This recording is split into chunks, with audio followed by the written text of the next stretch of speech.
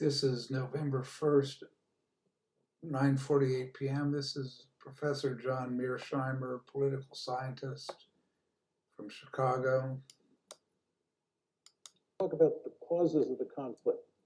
I think if you're going to talk about the causes of the conflict, you have to come at it from three different perspectives. First of all, you have to ask, what are the deep causes of the crisis? What are the structural factors that underpin this conflict? Then you have to talk about the precipitating causes, because the crisis broke out on February 22nd, 2014. Things were not terrible until February 22nd, 2014. And that's when everything went to hell in a handbasket. And the question is, what caused it then? If you focus on deep causes, it can't tell you why something happened in February 2014, but the precipitating causes are designed to get at that. And then what we want to talk about is the Russian reaction, why the Russians did what they did with regard to Crimea, with regard to Eastern Ukraine. We want to talk about exactly what they did and then why they did it. So let's start with the deep causes. My argument is that the West is principally responsible for this mess, not the Russians. This, of course, is not the conventional wisdom in the United States. And in fact, except for Steve Cohen, who's now at now at NYU, he used to be at Princeton, Henry Kissinger, and maybe a handful of other people, there are not many people who agree with me. But I think the facts are quite clear on this, that the West is responsible. And my aim is that the main deep causes, the aim of the United States and its European allies, to peel Ukraine away from Russia's orbit and incorporate it into the West. Our basic goal has been to make Ukraine a Western bulwark on Russia's border. And Russia says, this ain't happening, period, end of story. And we will do everything we can to make sure it does not happen. That's the deep cause. Now, take it a step further. There are three key elements in our strategy. The first is NATO expansion, and in many ways the most important. And I'll talk in some detail about that in a second. But as you all know, since the Cold War ended, starting with the Clinton administration, we have been moving NATO eastward toward Russia's border. And the Russians have said, this is an absolute no-no. And I'll walk you through the story in a minute. Second is EU expansion. EU expansion is all about integrating Ukraine economically into the West, the way we are in the process of integrating Poland, the Czech Republic, Slovakia, the Baltic states into the West. And of course, we're doing that with NATO as well. These are two sets of institutions, NATO, military institution, the EU, an economic institution. And the idea, again, is to take Ukraine, peel it away from Russia, make it part of the West. The third part of the story is fostering an orange revolution. This is all about promoting democracy in Ukraine and in other places. As you all know, the United States runs around the world trying to topple regimes and put in their place democratically elected regimes. And for almost all of you, me included, it's hard to be against promoting democracy. We all love democracy. But if you're Vladimir Putin, or if you're part of the leadership in Beijing, when the United States talks about democracy promotion, that means toppling your regime. And you won't be surprised to hear this. They don't like that in Beijing, and they don't like that in Moscow. Okay.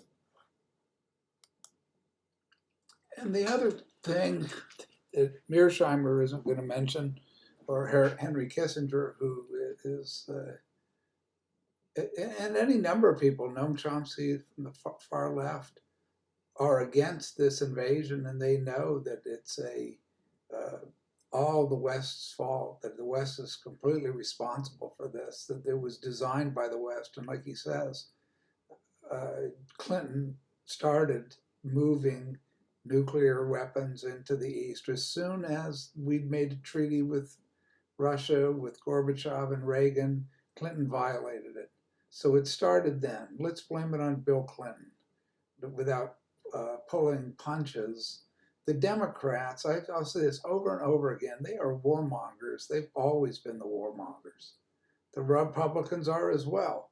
But to say, oh, we're the party of peace, and Barack Obama runs on, we're going to close Guantanamo, we're going to stop the war, we're going to get rid of NAFTA, these unfair trade practices that are climate problems because they don't have environmental regulations.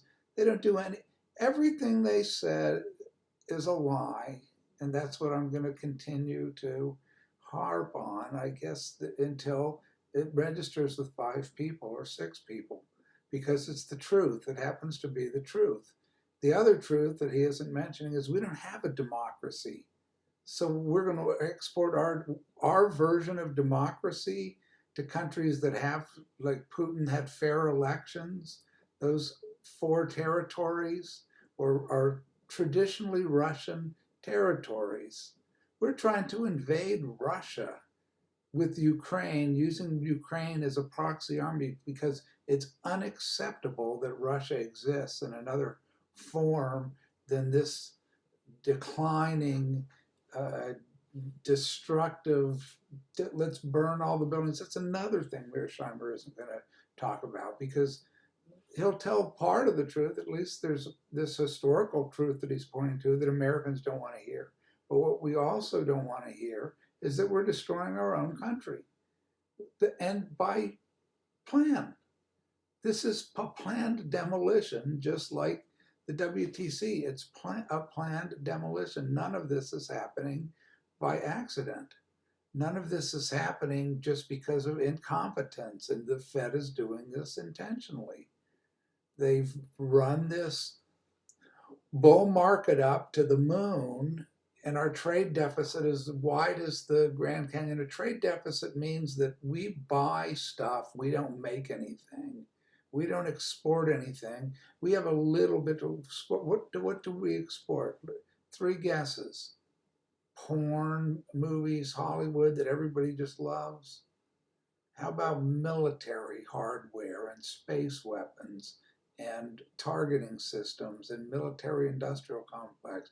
This is the warmonger, and we're going to run the table now. All of a sudden, it's all out. We're going to blow the whole world up so they can be just like this stinking mess of drug addicts, homeless people all over the cities.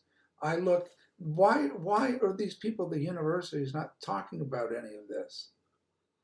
Why is the media completely blanking on it, or pointing, look at these terrible people, look at these terrible people. Oh, they're deplorables according to Hillary Clinton. So really Hillary Clinton is perfectly explicit about the war against the American people. Well, who are the deplorables? They're the working people. They're the truck drivers. They're the people who go to NASCAR. They're the people who go to football games. And unlike, Hillary Clinton, it's some toxic masculinity. That the Democratic Party is against toxic masculinity. They're against white males, older white males. The younger ones, they need to go out and burn buildings and destroy and turn the whole country into a trash heap, a rubble depot, which it's well on the way to being. I'm reality based. This guy is too. That's why he's called a realist. What is Henry Kissinger? He's a realist. Except Henry Kissinger's idea of realism is to level Cambodia and Laos with carpet bombing, along with Richard Nixon. Or to be trading partners with communist China and develop bioweapons. And he's a warmonger. This guy's a warmonger as well. They're just saying, whoa, we got to stop this now. It's too late. It's too late, baby. Now it's too late. We are going into a raging inferno here when these trucks, this is my second post tonight because I got to drive this home. When this diesel fuel runs out, which is planned all along, it's been planned for years. It's been planned by the Biden administration by stopping the oil industry and knowing that we don't have diesel fuel. We're not producing anymore. And he goes over to Saudi Arabia, where we need some oil, we need some oil, and he gets a big fist bump. That's who our so the powers that be, the evil dark powers, know they've got a vegetable who's going to totter around on the world stage to everybody's laughter, while we are the target. You know, the American people are the targets of the feudal society. So are the Germans, so are the French. They're being deindustrialized, it's called. You deindustrialize Europe. Germany's packed up their BASF plant. They're going to China. Why are they going to China? Because China is getting cheap natural gas from Russia through a pipeline that Britain, according to the Russians, say they blew up. Not us, but in just like the MI5 planting evidence in the Steele dossier about Trump and his Russia collusion, which was done by Hillary Clinton and the lying CIA and the lying FBI. They just get away with it because Americans simply don't care. They think that their government's going to protect them. Well, I got news for you. You're the enemy of the United States government and the FBI and the CIA. That's why they all have these tanks and guns and everything. It's for domestic. The left knows this, or they used to know it until they lost their memory of Vietnam War. They lost their memory because then they became, wow, once we get in power, we're with Barack Obama. We want to prosecute all the wars. Back to when they started the Vietnam War, which was the Kennedy administration. And the Cuban Missile Crisis, remember that? Well, that was the Kennedy administration. And what were they doing in the Cuban Missile Crisis? They were dropping depth charges on a Russian nuclear submarine. That's your US military. If the commander of that nuclear submarine, which he was under orders to do, had launched a nuclear missile, it would have been sayonara for the United States of America and most of the world. Stanley Kubrick made a movie. It was called Dr. Strangelove. It's based on who else but Henry Kissinger. Peter Sellers does a Kissinger imitation. Or they say Werner von Braun, German Jewish scientist. It's this kind of mad scientists that are Klaus Schwab or I can never say his name, Noah, right? Days of Noah. God talks in the most interesting ways if you listen to words and you, like I do, listen to language. These are the days of Noah. And these are going to be the worst times of mankind, or worse than the days of Noah. That's what Jesus says. Worse for these cities than it was for Sodom and Gomorrah. So that's what we have to prepare for if we are really to understand what the Bible says, and if we are to understand what Jesus says. And when this diesel fuel, what else runs on diesel fuel? Well, buses, children going to school and picking up trash. And how is this going to be prevented exactly? CNBC is reporting that the diesel fuel is out in 14 days. There's no word. Our wonderful media, press corps, just ignores it. The big news is Pelosi, or the big news is Joe Biden going to Saudi Arabia, saying that we didn't go there for oil. Karen LaPierre with Wolf Blitzer is saying, oh, that was never why we were going there. We were just going there to you just like to go and meet the Saudis and have a lunch and see how they're doing.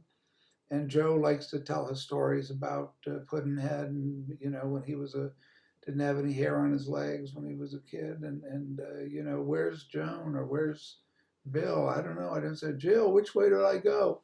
Yeah, the Saudis must have been just so impressed with that, our feeble-minded. How in the world are people believing this is what I can't get over. How in the world are people listening to NPR or listening to Karen, listening to a word that comes out of their mouth because There's nothing they're saying that isn't 100% not true.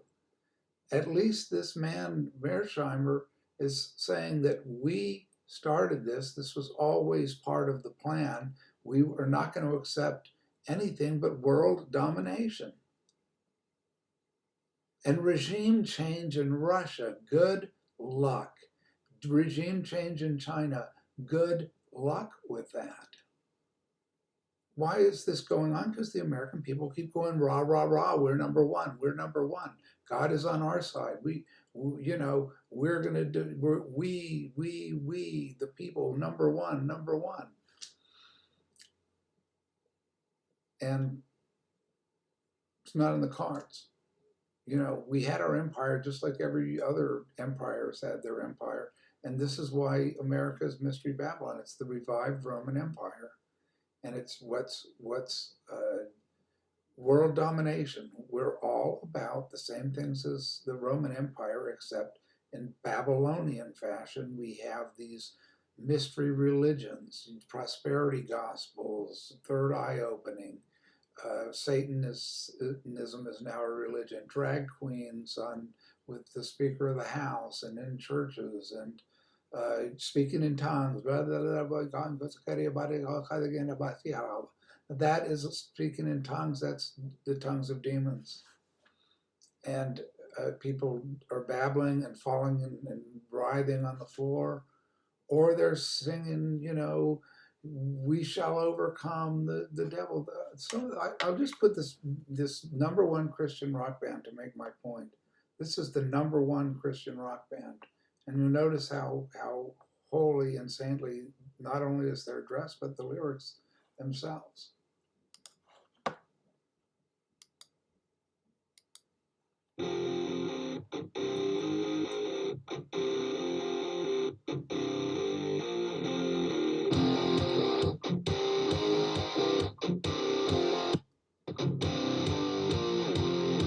The secret side of me, I never let you see. I keep it caged, but I can't control it. So stay away from me, the beast is ugly. I feel the rage and I just can't hold it. It's scratching on the wall, in the closet, in the halls. It comes awake and I can't control it. Hiding under the bed, in my body, in my head. Why won't somebody come and save me from this? Make it in. I feel it deep within, it's just beneath the skin. I must confess that I feel like a monster.